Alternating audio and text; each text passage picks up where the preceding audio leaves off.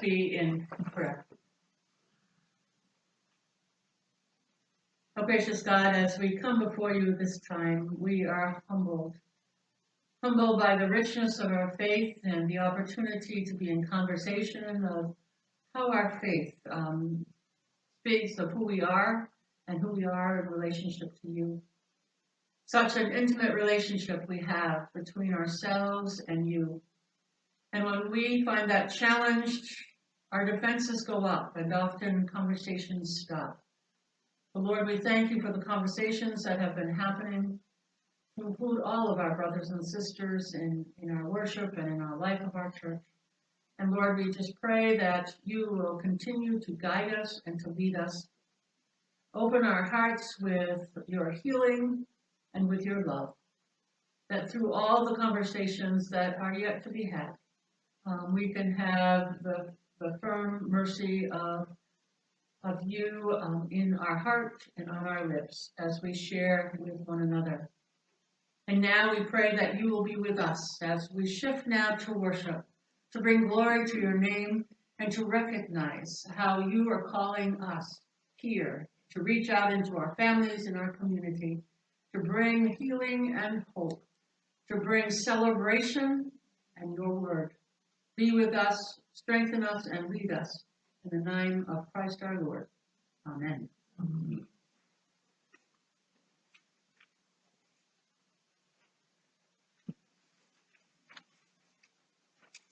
Please join with me in our call to worship. Lord, you have called us to the mountaintop. Help us to look forward to where you would have us go. Help us to listen carefully to the words of your healing love. Open our hearts and spirits to receive your glorious directions. Place your trust in the Lord in all your ways. Lord, we have come here to give our lives to you. Let us unite together in our unison prayer. Let us pray. Lord, it seems so long ago that we heard your words at Jesus' baptism. You reminded us that he is your beloved Son, with whom you are well pleased. Again today, we hear your words, that we are to listen to him, to pay attention. Open our hearts this day, Lord, to hear the words of Jesus, to follow in his footsteps, and to serve you. For we ask this in Christ's name. Amen. On the journey up the mountain, through the swerving of the valleys, along the shore, stumbling in the clouds and dancing in the sunshine, all along the way, Jesus walks with us. God takes our hand, and the Spirit prepares the path. Let us join together in the Lord's Prayer by saying, Our Father, who art in heaven, hallowed be thy name. Thy kingdom come, thy will be done, on earth as it is in heaven. Give us this day our daily bread, and forgive us our trespasses, as we forgive those who trespass against us. And lead us not into temptation, but deliver us from evil. For thine is the kingdom, and the power, and the glory forever. Amen.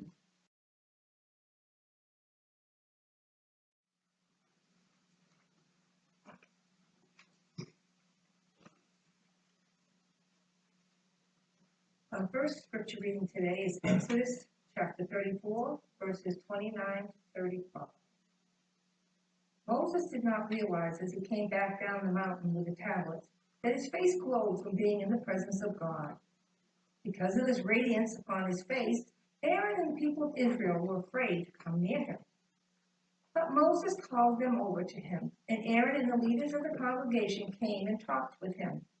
Afterwards, all the people came to him, and he gave them the commandment the Lord had given him upon the mountain. When Moses had finished speaking with them, he put a veil over his face. But whenever he went into the tabernacle to speak with the Lord, he removed the veil until he came out again. Then he would pass on to the people whatever instructions God had given him. And the people would see his face aglow.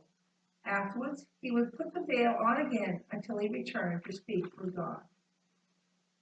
And our second reading is Luke chapter 9, verses 28 to 36. 8 days later, he took Peter, James, and John with him into the hills to pray. And as he was praying, his face began to shine, and his clothes became dazzling white and blazed with light. Then two men appeared and began talking with him, Moses and Elijah. They were splendid in appearance, glorious to see, and they were speaking of his death at Jerusalem to be carried out in accordance with God's plan. Peter and the others had been very drowsy and had fallen asleep. Now they woke up and saw Jesus covered with the brightness and glory, and the two men standing with him. As Moses and Elijah were starting to leave, Peter, all confused and not even knowing what he was saying, blurted out, "Master, this is wonderful. We'll put up 3 shelters, one for you, and one for Moses, and one for Elijah." But even as he was saying this, a bright cloud formed above him, and terror gripped them as it covered them. And a voice in the cloud said, "This is my son, my chosen one. Listen to him." Then as the voice died away, Jesus was there alone with his disciples. They didn't tell anyone what they had seen until long afterwards. The word of the Lord. Thanks be to God.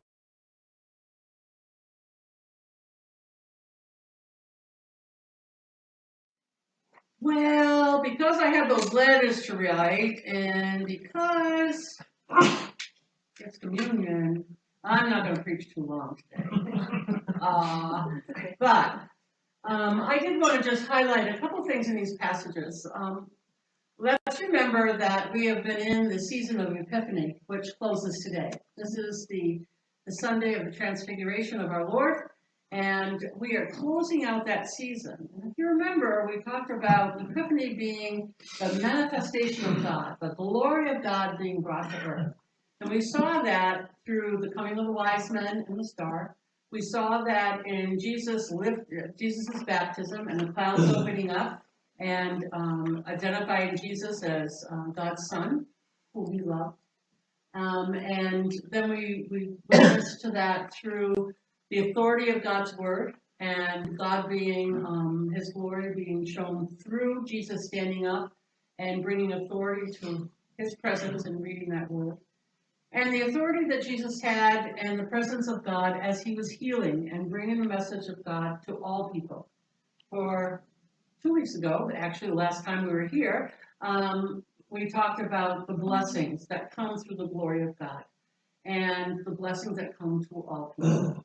And so we have been witnessing the glory of God as it has been unfolding through the ministry of Jesus. Now it comes to a point where the focus in Jesus' ministry changes. We read within the gospel lesson that his focus now is going to be on Jerusalem. So he is firmly turning his face towards the cross. And everything is changing now, because now there's an urgency. It's not that he procrastinated and he had to cram it all in a few weeks. It's just that now he's introduced the glory of God. He's introduced himself. He's introduced the healing power of God. He's introduced God in human form, and now he needed to go forward to the cross to finish his journey. And so he invites Peter, James, and John, his BFFs, his best friends forever, to come and be with him at a very special time. Now, they often would go with him to pray, and sometimes we see throughout the Gospels that there's that inner circle that goes a little bit further out of the crew to be a little bit closer to Jesus as he prays. But Jesus always leaves them and goes to another spot to pray. So it wasn't strange to them to go up this mountain with Jesus. But then when he went away from them, they figured he was going to be praying. And all of a sudden, the heavens just opened up. And Jesus was there glowing. And as their eyes were adjusting to this glow and this presence, they realized that he wasn't alone. Now they had come up by themselves, but here he had two people on either side of them, and they recognized Moses and Elijah. Now I'm not sure, because they didn't have Polaroids back then, how they identified who they were, but my guess is that Moses had the presence of the lawgiver. Maybe he was carrying the tablets, I don't know. But they recognized him as the one who brought the law to the people of God. And he was standing on one side of Jesus. And Elijah, the greatest prophet, one of the greatest prophets, was there on the other side. And they were having a conversation with each other. They were all aglow. And immediately, the disciples, once they got over their awe, they wanted to get busy. They said, how are we going to capture this moment? How are we going to take this and do something with it? We must have been here for a reason. Let's have a meeting and let's decide how we're going to take this wonderful event and make it so all the people can hear it. And we read in here that they said to Jesus, Jesus, we want to make some booths, and we want to get people to be able to come to these booths so they can see this glory, so they can see the healing, so they can identify with God. And as they're thinking about all this busyness, a cloud comes over the mountain. And so the brilliance goes down a little bit. And they're in this cloud, and all of a sudden this wonder that they had, this awe, is gone. And in the midst of that cloud, and in their fear, a voice comes out of that cloud and said, this is my son, my chosen. Listen to him. Now they may not have been around when the first voices from heaven came at Jesus' baptism, because they were not part of Jesus' gatherings until after that. But this must have been the second boom into their lives. First, they see this brilliance, and now they hear the voice of God. But the voice of God is directing them and saying to them, look, the focus should be upon my chosen one. The focus should be upon Jesus. He's my son. He's my son. Listen to what he says to you. Listen to what he says. And so they came off of that mountain bewildered, a little bit scared. What did the future have for them? They knew that something powerful just took place, and they knew something powerful was going to happen. But in between that time, they were in this uncertainty, not knowing what to do, not knowing how they should act or how they should work for Jesus. They were in that befuddled stage. And the words that come to them from that cloud and pulled them along were the words, listen to him. Forget the busyness, forget your fear, forget not knowing what tomorrow's going to hold. Listen to Jesus. Because now Jesus' teachings, Jesus' life, Jesus' whole focus is upon the cross. And he's preparing the disciples and the people that he brings in for conversations and teachings and healings, and focusing on the kingdom of God and life everlasting. He's telling them to get on board and to follow him. Listen to him, and they will be able to find some rhythm in the way they're walking on this journey. And in the ultimate end, they will understand all that has gone before. And that is why Jesus says at the conclusion of this, he said, I really don't want you to tell anyone about this. Don't tell anyone about this yet. You'll know when the time is right. He knew they did not fully understand.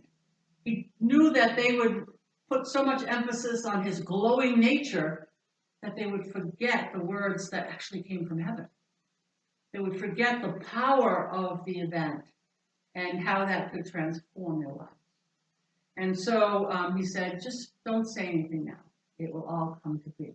And it wasn't until his resurrection that the pieces began to come together in a bold and beautiful way so that they could share that message with others, and that we are here worshiping today because of that.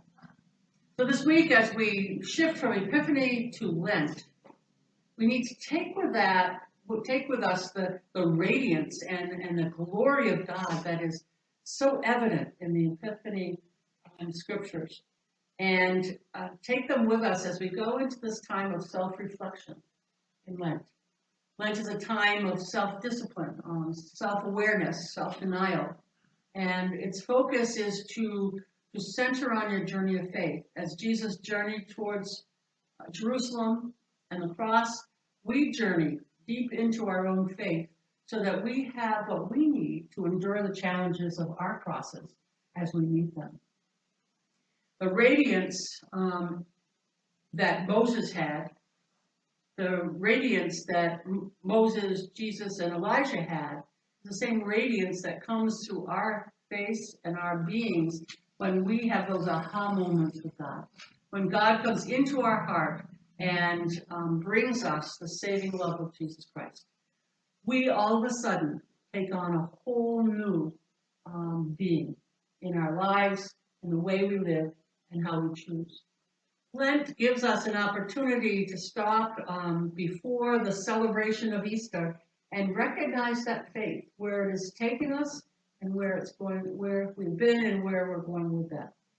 And so we start that with Ash Wednesday service on Wednesday, which is certainly a time of looking at the temptations. We focus in on Jesus in the garden when he was tempted before his ministry started, and talking about the very earthly nature of our beings.